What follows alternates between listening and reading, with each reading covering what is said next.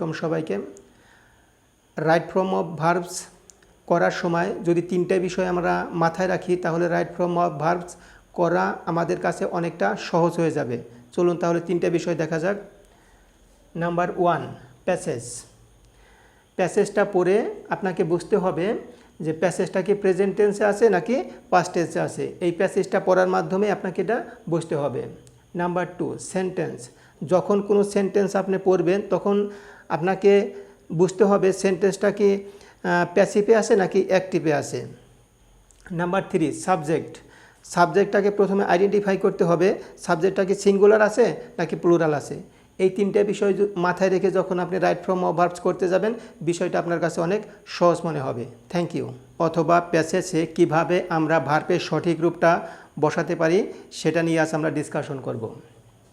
Subject যদি third person ও singular number হয় এবং ভার্ব যদি প্রেজেন্ট ইনডিফিনিট টেন্স এ থাকে তাহলে ভার্বের শেষে এস বা এস যোগ করতে হয়। এই বিষয়টা আমরা এক্সাম্পলের মাধ্যমে দেখব। দি বয়, এখানে আছে ব্র্যাকেটের ভিতরে প্লে, তারপর আছে ফুটবল। এখানে আমাদের ভার্বের সঠিক রূপটা বসাতে হবে। এখানে ফর্মুলায় আছে সাবজেক্ট যদি থার্ড পারসন এবং সিঙ্গুলার নাম্বার হয় তাহলে ভার্বের শেষে এস বা এস যুক্ত হবে। এখানে সাবজেক্টটা অবশ্যই সিঙ্গুলার নাম্বার এবং এটা থার্ড পারসন।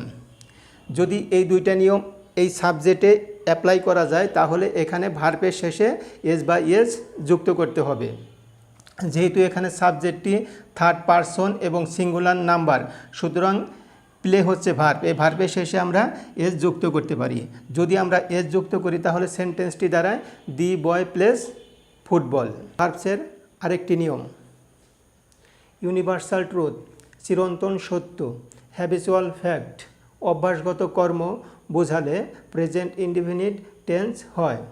এক্সাম্পল, দি সান, এখানে আছে রাইস অথবা রাইসেস ইন দ্য ইস্ট। এখন দি সান রাইস অথবা রাইসেস ইন দ্য ইস্ট, এখানে আমাদের কোন ভার্বটা বসানো যাবে, রাইস অথবা রাইসেস।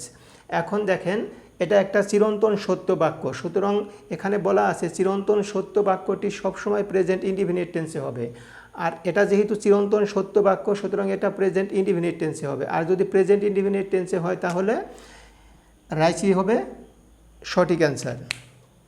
তারপরে আছে ম্যান ড্যাশ মর্টাল, এটাও সেম।